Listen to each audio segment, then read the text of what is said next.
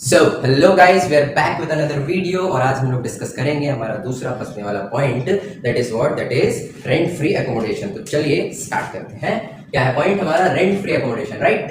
Rent free accommodation ये भी perquisites का एक टाइप है जिसमें आपको ऐसे ऐसे ऐसे से बोला परक्विजिट में आपका दूसरा परक्विजिट क्या था? ये रेंट फ्री एकोमोडेशन। सिंपल फंसने वाला पॉइंट। अब देखो कहानी आपको सिंपल से पिछले वीडियो में आपको मैंने बता दिया है कि परक्विजिट क्या होते हैं। वो बेनिफिट्स जो पैसे के बदले आपको दिया जाता है। अगर आपको कंपनी या आपका एम्प्लॉयर पैसा दे और बोले कि आप किसी रेंट के घर पे रहो तो उसे हम लोग क्या बोलेंगे? House rent allowances. क्या बोलेंगे उसको? हाउस की रेंट के लिए अलाउंसेस। बट अगर आपको सीधा सीधा घर ही दे दे तो उसको हम लोग क्या बोलेंगे? Rent free accommodation. क्या बोलेंगे? रेंट फ्री एकोमोडेशन की एक ऐसा एकोमोडेशन जिसके लिए एम्प्लॉयर से कोई रेंट चार्ज किया नहीं जा रहा है, और अगर कोई रेंट चार्ज किया जा रहा है तो उसको हम लोग डिडक्ट कर देंगे। जैसे मान लो आपको एक घर रहने के लिए दिया गया है और आपको 1 लाख रुपए उसके बदले टैक्स पे करना है, ठीक है? मान लेते हैं, सॉरी, 1 लाख रुपए का आपका बेनिफिट है, टैक्सेबल बेनिफिट आपकी 1 लाख रुपए की। जैसे हम लोगों ने पिछले वीडियो में सीखा था ना, कार के लिए 1800 इंटू 12 21,600 आपका टैक्सेबल वैल्यू हो जाता है। तो इसी तरह से इस घर के लिए मान लेते हैं अभी हम लोग रेंडमली अमाउंट 1 लाख, इसमें से ये इम्प्लॉय से उसने रिकवर किया है कुछ, मतलब कुछ पैसा मांगा है, कुछ पैसा चार्ज किया है। सिंपली मान लेते हैं 20,000 रुपए चार्ज किया है, तो एम्प्लॉयर को बेनिफिट कितने का मिला? एम्प्लॉयर को बेनिफिट मिला सिर्फ 80,000 का, क्योंकि 20,000 तो उससे ले लिया ना, तो जितने का बेनिफिट मिला उतना ही आपको लेना है। सिंपल कि उस घर में रहने के बदले में अगर एम्प्लॉयर ने आपसे कुछ लिया है, नाम क्या है? Rent free accommodation. But any amount recover और realise from employee is should be deducted from here. मतलब कि उसको हम लोग क्या करेंगे? यहाँ से डिडक्ट कर देंगे और जो बचेगा उसी को हम लोग मानेंगे अपना बेनिफिट या taxable value, net taxable value. Simple. तो अब हम लोग पहले स्टार्ट करते हैं हमारा इसका पूरा चलता क्या है देखा। तो कहानी कितनी क्या है? कहानी है rent free accommodation. Rent free accommodation मतलब आपको घर दिया जा रहा है। क्या बोला मैंने? घर दिया जा रहा है यानी एकोमोडेशन। क्या बोला मैंने? घर दिया जा रहा है यानी एकोमोडेशन। घर आपको दिया जा रहा है। अच्छा, अब आपको क्या करना है? देखा है, घर दिया जा रहा है और प्लस साथ में आपका घर के साथ साथ आपको फर्नीचर दिया जा रहा है। कहानी अब यहां से शुरू करते हैं।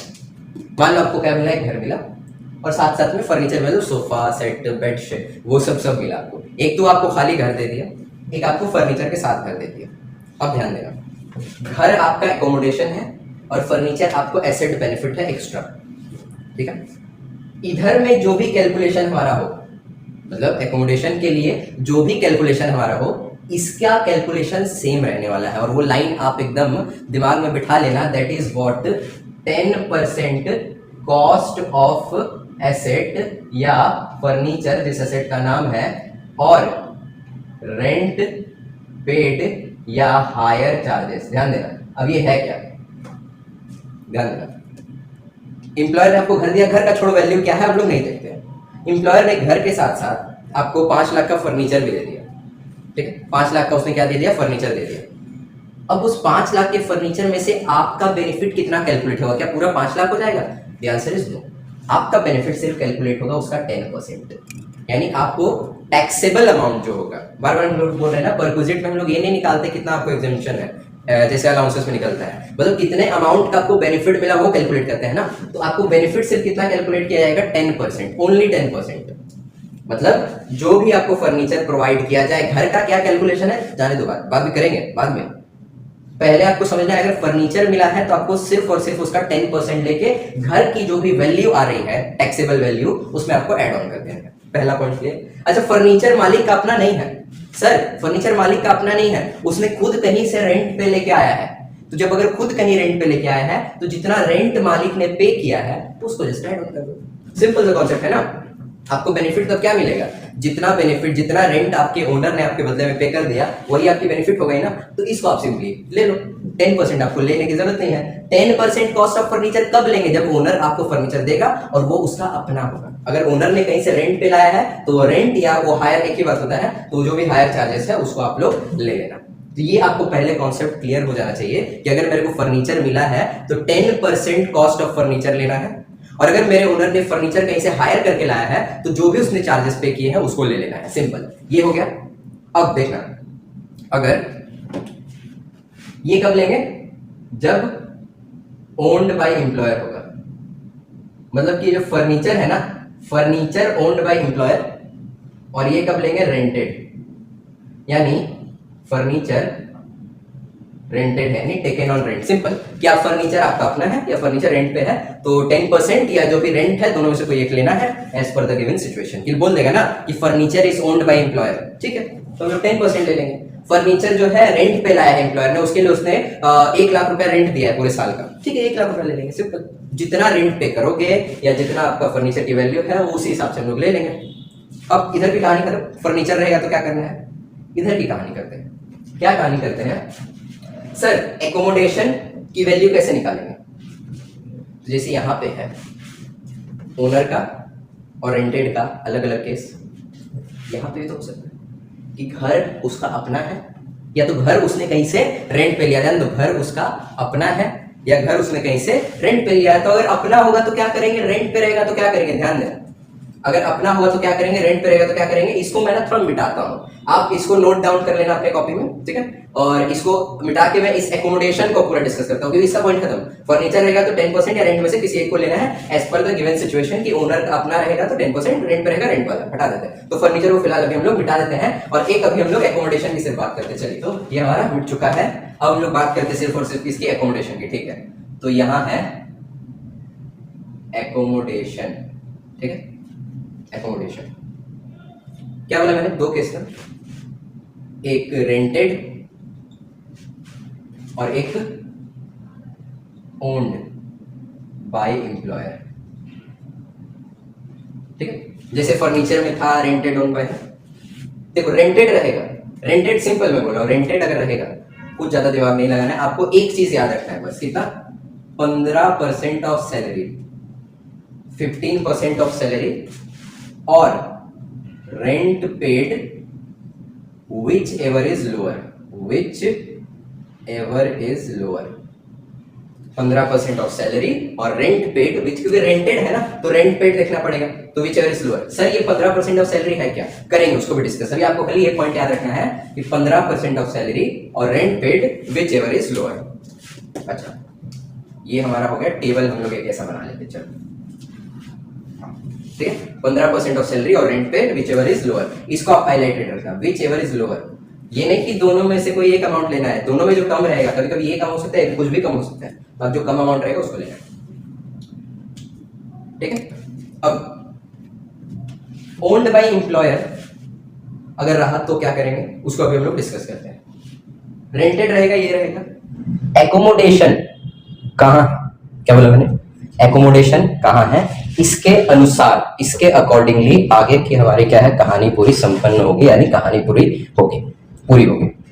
एकोमोडेशन कहाँ है, सिंपली मैं पूछ रहा हूँ कहाँ है। अब कहाँ है सुन के आपका आता है कि लोकेशन पूछ रहेगा सर, कि दिल्ली, बॉम्बे, हावड़ा, कोलकाता, पंजाब, कश्मीर, कहाँ, इसके अकॉर्डिंग ही डिफाइन करेंगे ना कहाँ है। तो अगर इसके अकॉर्डिंग मैं पूछने लगूँ आपसे, तो चलो दिल्ली, मुंबई, चेन्नई तो बता दोगे, उल्लासनगर कहाँ है, नहीं बता पाओगे, पंचनमतल्ला कहाँ है, नहीं बता पाओ, क्योंकि ये लोकल एरियाज है।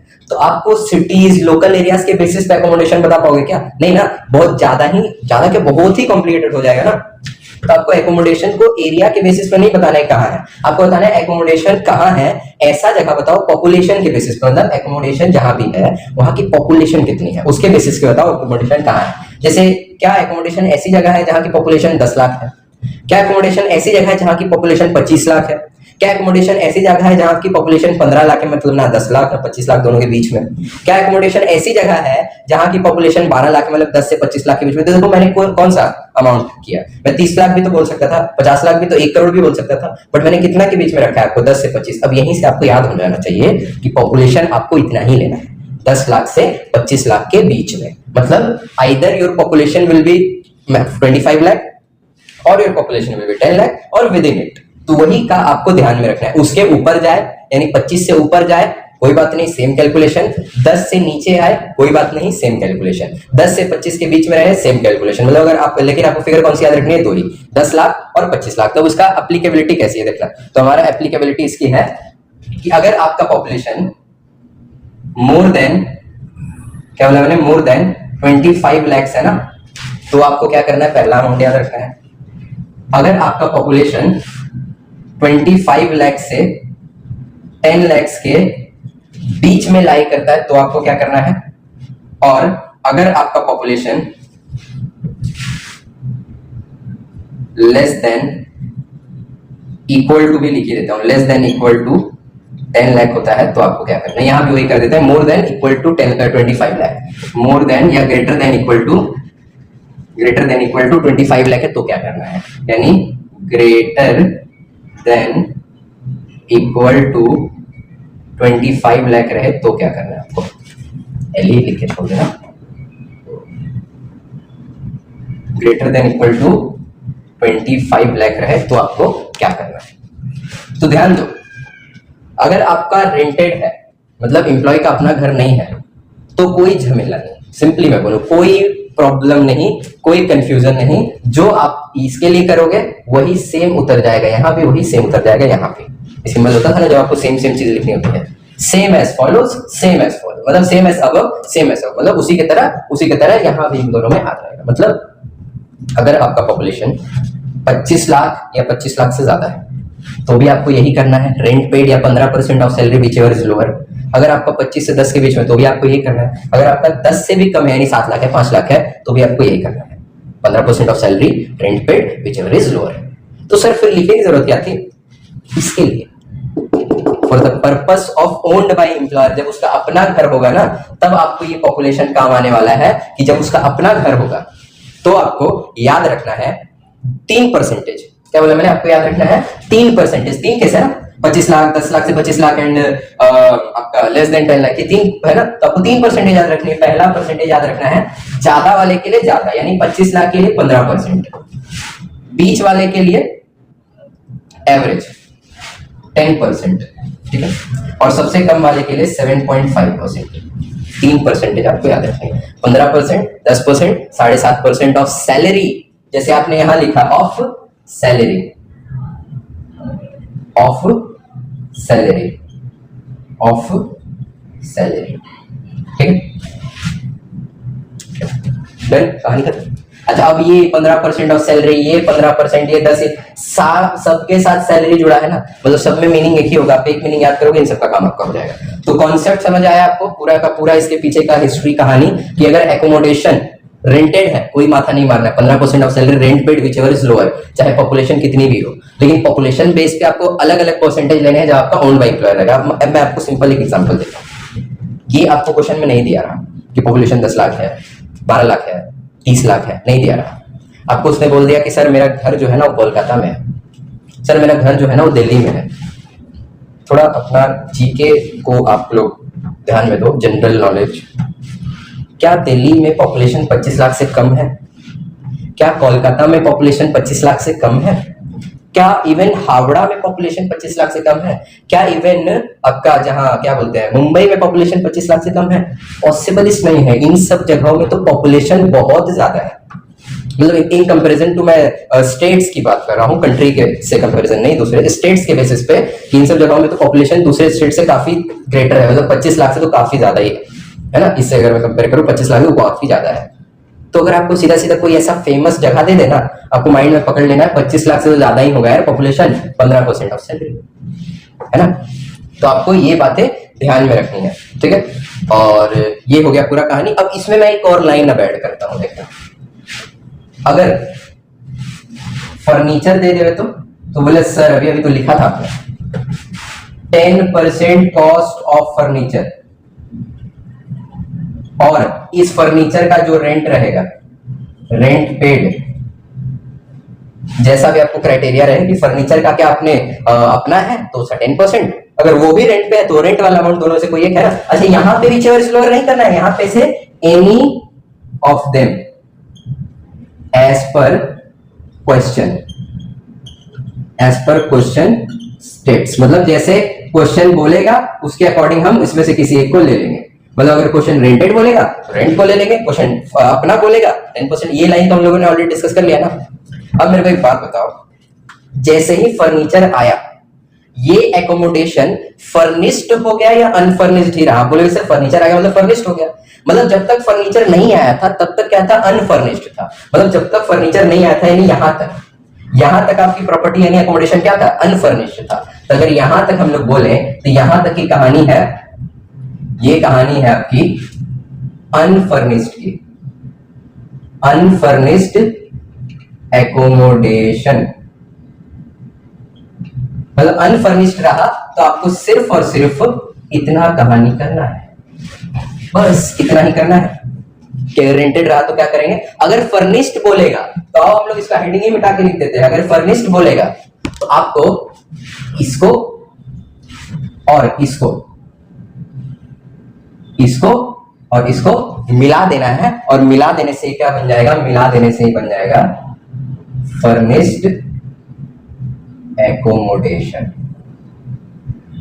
कहानी खत्म, समाप्त। यही है आपका पूरा का पूरा रेंट फ्री एकोमोडेशन की कहानी, कि अगर आपको फर्निश्ड अकोमोडेशन मतलब है रहा तो आप क्या करोगे, पहले देखोगे कि जो घर है वो रेंटेड है तो ऐसे करके अमाउंट निकाल लेंगे, अगर ओन्ड है तो ऐसे करके अमाउंट निकाल लेंगे, अगर साथ में फर्नीचर है तो 10% अमाउंट ऐड कर देंगे। आपको मैं एग्जांपल देता हूं, आपको लिखा कैसे रहेगा एग्जाम में, क्वेश्चन लिखा रहेगा ऐसे, ही is provided a rent free furnished accommodation, ध्यान से, rent free furnished accommodation owned by employer, cost of furniture is 1 lakh rupees। क्या बोला मैंने, cost of furniture rupees 1 lakh rupees 1 lakh. आगे ध्यान दो, ही is provided a rent free furnished accommodation, मतलब furniture भी है और एकोमोडेशन भी है। इसको मैं ऐसे मिला देता हूं, फर्नीचर भी है और साथ साथ में एकोमोडेशन भी है। हाँ, फर्नीचर भी है और साथ साथ में एकोमोडेशन भी है, यहां से नहीं एरो यहां से बनेगा। अनफर्निश्ड एकोमोडेशन तो इतना ही ना, अनफर्निश्ड एकोमोडेशन तो इतना ही, बस इतना में कहानी। और इस एकोमोडेशन के साथ साथ अगर फर्नीचर वाले पॉइंट को ऐड कर दो तो हो जाएगा फर्निश्ड एकोमोडेशन। ठीक है, तो हाँ अब बताओ, आपको घर वगैरह कुछ बोला है, कुछ नहीं बोलेगा, आप समझ लेना ऐसी जगह पे जहां पे पॉपुलेशन 25 लाख से ज्यादा है तो आप क्या बोलोगे, 15% ऑफ सैलरी से पहले निकालेंगे, 15% ऑफ सैलरी जो भी हमारी होगी, अमाउंट XYZ जो भी हमारा आएगा, है ना। इस अमाउंट में इस 1 लाख का 10% और ऐड कर देंगे। ये अमाउंट कितना आएगा अभी हम लोग डिस्कस करेंगे। इस अमाउंट में 10% हम लोग और एक्स्ट्रा ऐड कर देंगे, किसका, जितने का आपका फर्नीचर है, जितने का आपका क्या है फर्नीचर है, 1 लाख है तो 1 लाख का 10%, मतलब यहाँ पे जो भी अमाउंट आएगा उसमें 10,000 एक्स्ट्रा ऐड हो जाएगा। अच्छा, अगर ऐसे लिखता, कॉस्ट ऑफ फर्नीचर ना लिख के लिखता, furniture is taken at a fair rent of 2000 per month, यानी कि 2000 पर मंथ के एक फेयर रेंट पे फर्नीचर लिया गया, मतलब फर्नीचर खुद रेंट पे है, तो यानी 2000 इंटू पर मंथ, यानी आपका आ जाता 2000 इंटू 12, 24,000 आपका आ जाता क्या, 24,000 आपका आ जाता क्या, यहाँ पे एक्स्ट्रा आके एड ऑन हो जाता, कहाँ पे, जितना भी आपकी एकोमोडेशन का अमाउंट बनता है 15% ऑफ सैलरी। तो अब डिस्कस करते हैं कि सर ये 15% ऑफ सैलरी आएगा कैसे, ये 15% ऑफ सैलरी आएगा कैसे। तो उसको डिस्कस करने के लिए आपसे एक दरख्वास्त है आप सभी से कि इस टेबल को नोट डाउन जरूर कर लें, क्योंकि अब हम लोग इसको मिटाने वाले हैं। ठीक है, तो इसको स्क्रीनशॉट लेके बाद में नोट डाउन कर लेना। तो अभी मैं इसको मिटा देता हूँ। चलो उसके बाद हम लोग डिस्कस करेंगे कि सर ये आएगा कैसे अमाउंट। ठीक है, चलो मिटा देते हैं। तो हमारा ये मिट चुका है। अब आपको हम लोग देखते हैं कि इसमें कैसे हम लोग को डिस्कस करना है। 15% ऑफ सैलरी होगी क्या, तो हम लोग निकालते हैं। चलिए क्या 15% of salary, right, 15% of salary, या एक और परसेंटेज है ना 10% ऑफ सैलरी, या एक और परसेंटेज है ना 7.5% ऑफ सैलरी। ध्यान दो, तीनों में क्या अलग निकलेगा, नहीं सर तीनों में एक निकलेगा। आपको रिमाइंडर कराने के लिए 3% है on the basis of population greater than 25 lakh, between 25 lakh and 10 lakh, 10 to 25 lakh and less than, उल्टा लिख दिया साइड, हाँ, greater than 25 lakh and less than 10 lakh. तो ये आपका है ना 3 क्राइटेरिया। तो सर सैलरी का मतलब क्या, वो मेन है मुद्दा। सैलरी में देखो, आपने क्वेश्चन प्रैक्टिस अगर किया होगा सैलरी का तो आपको एक फॉर्मेट दिखता होगा इस तरह का, और हम लोग ने फॉर्मेट पिछले वीडियो में हमारे डिस्कस भी किया कैसा होता है। एसएससी स्टेटस AY PY ये सब होता है ना, तो भी हमने लिख के थोड़ा सा अभी ऐसे ही लिखते हैं। क्या कह रहता है उसमें, तो आप बेसिक सैलरी, उसके बाद क्या रहता है डियरनेस अलाउंसेस, है ना, देन उसके बाद क्या रहता है आपका, उसके बाद रहता है जैसे मान लो बोनस, मान लो कमीशन ऑन टर्नओवर, ये टर्नओवर आपका 5-10 लाख हुआ होगा, उसके ऊपर में कुछ कमीशन होगी। एक कमीशन आप टर्नओवर करो या ना करो आपको मिलता है कमीशन फिक्स्ड। देन आपको मिला है चिल्ड्रन एजुकेशन अलाउंसेस, टैक्सेबल मैं लिख रहा हूं, ध्यान देना। अलाउंसेस में एक्चुअली क्या होता है ना, आपको कुछ अमाउंट माइनस होता है, तो एग्जेम्पशंस के बाद अमाउंट कितना आया है वो मैं बोल रहा हूं, ठीक है। तो ये टैक्सेबल वैल्यू है, HRA टैक्सेबल। इसमें भी एग्जेम्पशन वगैरह करके आया है। चिल्ड्रन हॉस्टल अलाउंसेस टैक्सेबल, ठीक है। कार फैसिलिटी 1800 पर मंथ, यानी 1800 इंटू 12 21,600। अब याद करोगे, अब आपको कार फैसिलिटी में था ना, वहां पे ओनर का रहेगा और मेंटेन कौन क्या बोलते हैं, अगर ओनर रहे और आपका मेंटेन भी ओनर ही करे और आपकी गाड़ी का सीसी 1.6 से कम हो तो आप 1800 लेते हैं, 1.6 से ज्यादा हो तो 2400 लेते हैं, ड्राइवर है तो 900। तो वो आपने पिछले वीडियो देख के आए तो आपको समझ आ जाएगा।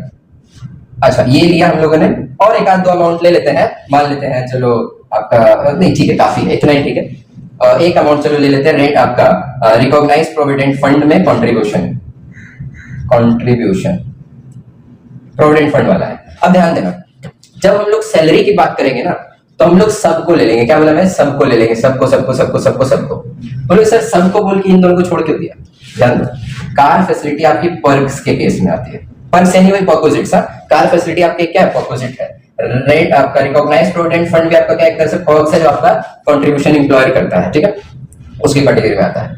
तो सर इन दोनों को नहीं लेना है कि नहीं लेना है, यही बन गया आपका सैलरी का फॉर्मूला। देखो आपको ये 3% याद हो गया, अब इसको मिटा देता हूं कि 3% कब कब लेना है, किस किस बेसिस पे, पॉपुलेशन के बेसिस पे। अब देखो क्या बोला मैंने, यहां से यहां तक लिया, मतलब salary for the purpose of क्या रेंट फ्री अकोमोडेशन, चलो ऐसे लिखते हैं, salary for the purpose of rent free accommodation. क्या, for the purpose of rent free accommodation. आपको कैसे निकालना है, आपको ऐसे निकालना है,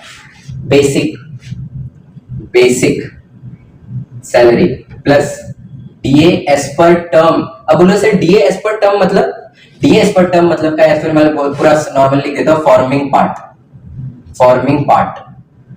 ये क्या होता है, हम लोग जब क्वेश्चन में करेंगे ना तो उसमें देखेंगे, और जब एचआरए में करेंगे तो भी देखेंगे, जब रेंट फ्री रिकॉग्नाइज्ड तीनों जगह मीनिंग सेम ही है एक्सेप्ट पर्क्स में। Then plus commission. ध्यान देना, आप एचआरए पढ़ोगे उसमें आप सिर्फ इसको ले, टर्नओवर वाले को। यहां मैं लूंगा any kind, any type of commission. Any type मतलब चाहे टर्नओवर वाला रहे या फिक्स्ड वाला रहे। क्या बोला मैंने, चाहे टर्नओवर वाला रहे या फिक्स्ड वाला रहे, कोई भी कमीशन हो आपको लिख देना है।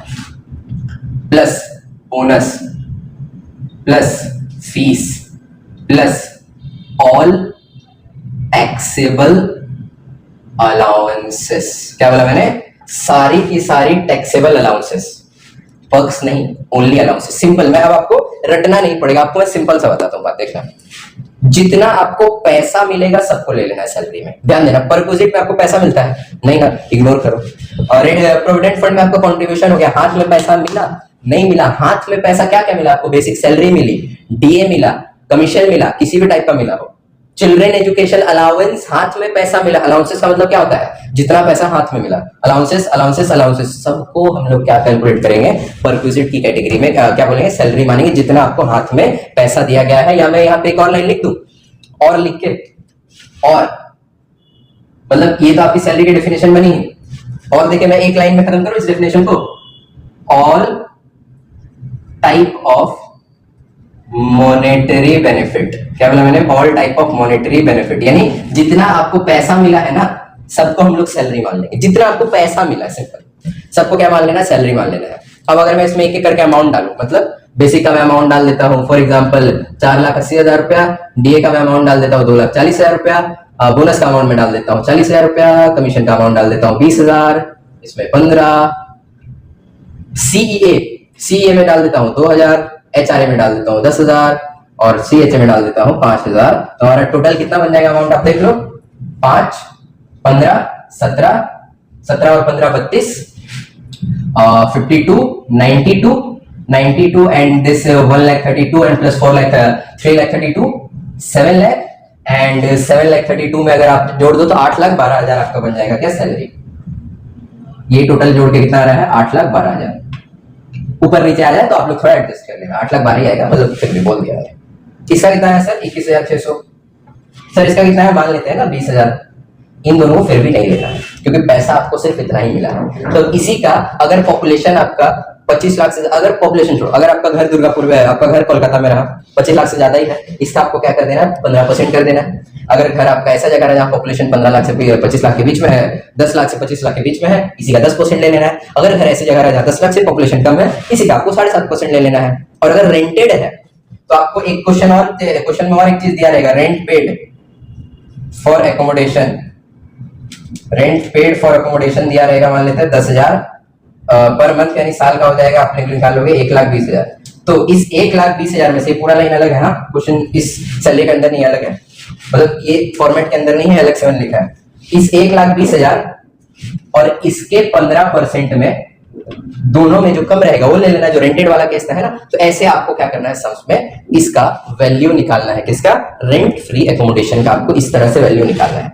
क्वेश्चन में लाइन कैसे लिख रहेगी, चलो मैं एग्जांपल एक और दे देता हूं। He is provided with an accommodation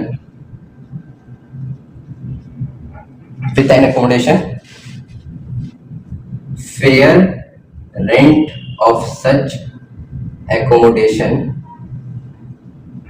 is 10,000 per month. ठीक है, तो आपका ये केस मैंने लिख दिया। ये क्वेश्चन आपको एग्जाम में कैसे दिया रहेगा कि उसको एक घर मिला है, उसका रेंट कितना है 10,000 पर मंथ है, तो आपको रेंट यानी 1,20,000 साल का, आपका जो भी क्वेश्चन रहेगा उसका रेलेवेंट अमाउंट जो भी आया है, हमारे इस क्वेश्चन में 8,12,000 आया है, इसका 15% आपको निकाल के ले लेना है, सिंपल। तो आपको यहाँ पे जोड़ के निकाल के लिख देना है। ठीक है, आपको यहाँ पे जोड़ के निकाल के सिंपली लिख देना है, दोनों में से जो कम रहेगा। ठीक है, दोनों में जो कम रहेगा उसको हम लोग ले जाएंगे और दोनों में से जो कम रहेगा उस अमाउंट को लिख देंगे यहाँ पे।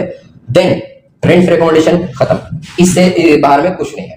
हाँ, एक पॉइंट मैं एडिशनल बता देता हूं आपको कि मैंने क्या बोला आपको, पैसा है ना, पैसा यानी ये सब। ठीक है, अगर कभी कोई पैसा आपको ऐसा मिले, जो राइमिंग में पैसा ऐसा, अगर कभी आपको कोई पैसा ऐसा मिले जो परक्विजिट नहीं है, मतलब पैसा ही हाथ में मिल रहा है, बट वो इलॉजिकल तरीके से आप ऐड ऑन करो उसमें, मतलब नहीं समझे, देखो बताता हूँ। आप रिटायर हो गए, रिटायरमेंट के टाइम पे ना ग्रेच्युटी का मोटा पैसा हाथ में मिलता है। लीव सैलरी अगर आपने पूरे क्या बोलते हैं ड्यूरिंग द एम्प्लॉयमेंट आपने नहीं लिया है, तो आफ्टर रिटायरमेंट आपको मिलेगा वो पैसा। आपका अगर कोई अनरिकॉग्नाइज्ड प्रोविडेंट फंड में पैसा है स्टैच्यूटरी पर, तो आपको एक मतलब सिंपल वन टाइम आपको कोई एक पैसा मिल रहा है रिटायरमेंट के टाइम पे, तो वो भी तो इसके अंदर चला जाएगा ना। देखो मैंने लाइन का लिखा है all type of monetary benefit, तो भी तो इसके अंदर चला जाएगा, उसको नहीं लेना है। अब मतलब समझो, यहां जोड़ के ही आप देखो कितना आ गया 8,12,000। इसका 15% आप निकालोगे लगभग 91,800 आएगा। हाँ, इसका अगर आप 15% निकालोगे, नहीं 91,000 नहीं, 1 लाख से ऊपर अमाउंट आएगा, सॉरी गलत बोल दिया। ठीक है, ऊपर में अमाउंट आएगा इसका, जितना भी अमाउंट है लाख रुपए से तो ऊपर आ रहा है ना। अब आप सोचो, आपको रिटायरमेंट के टाइम पे 10-15 लाख रुपए ऐसे ही मिल गया, अगर आप उसको भी इस सैलरी में इंक्लूड कर दो तो ये तो अनफेयर हो जाएगा ना बंदे के साथ, एम्प्लॉय के साथ, कि मेरे को एक घर में रहने के लिए इतना पैसा देना पड़ रहा है, उससे बढ़िया मैं खुद का घर ना ले लूं। ये तो अनफेयर एडवांटेज, मतलब अनफेयर हो जाएगा ना। इसीलिए आपको ध्यान में रखना है ग्रेच्युटी क्या बोला, सिंपल रिटायरमेंट के टाइम पे अगर आपको कोई पैसा मिल रहा है या ग्रेच्युटी का कोई पैसा मिल रहा है, लीव सैलरी का कोई पैसा मिल रहा है, उन सब अमाउंट्स को यहाँ पे नहीं लेना है। यहाँ पे सिर्फ और सिर्फ इसीलिए फुल स्टॉप यहीं तक लग गया, देखो फुल स्टॉप आपका यहीं तक लग गया, बेसिक से लेके ऑल टैक्सेबल अलाउंसेस, बस इससे आगे कुछ नहीं लेना है। इतने दूर में जितना आपको पैसा मिला है उन सबको लेना है, अदरवाइज किसी को नहीं लेना है। तो आपको सिर्फ और सिर्फ किसको लेना है, बेसिक डीए, जितना भी ऑल टैक्सेबल अलाउंसेस तक, उसके आगे भी नहीं जाना है आपको। ठीक है, तो यही इसी के साथ हमारा क्या होगा, ये भी पार्ट खत्म। रेंट फ्री अकोमोडेशन का भी डाउट पूरा आई होप आपको क्लियर हो गया होगा। अब आप कोई भी क्वेश्चन उठा लो, आपको माइंड में जब भी रेंट फ्री अकोमोडेशन का लाइन लिखा रहेगा, पहला सवाल क्या पूछना है, सर फर्नीचर के साथ मिल रहा है क्या? हाँ, तो 10% एक्स्ट्रा बाद में ऐड करेंगे, यानी इसका जो भी 15% निकल के आएगा ना, अगर फर्नीचर भी मैं दे दूं तो आपको उसी अमाउंट में फर्नीचर की वैल्यू का 10% ऐड कर देना, सिंपल।